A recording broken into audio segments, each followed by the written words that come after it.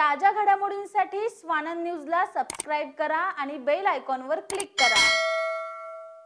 Dombivli MIDC भागातील सर्व रस्ते हे सिमेंट काँक्रीटचे करणार असल्याचे आश्वासन देण्यात आले होते। तसेच त्या संदर्भातील बॅनर देखील निवासी भागात काही महिन्यांपूर्वी लावण्यात आले होते।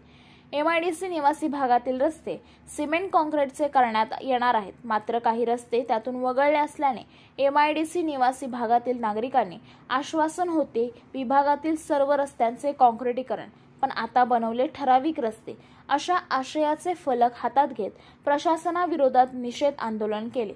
तसेच निवडणुकीच्या अगोदर निवासी भागातील रस्ते सिमेंट काँक्रीटचे झाले नाही तर आम्ही निवडणुकांवर बहिष्कार टाकू असे फलक देखील नागरिकांकडून हातात घेत प्रशासनाला एक प्रकारे इशाराच दिला आहे। प्रथमेश वाघमारे, स्वानंद मीडिया, डोंबिवली। ताज्या घडामोडींसाठी स्वानंद न्यूजला सबस्क्राइब करा आणि बेल आयकॉनवर क्लिक करा।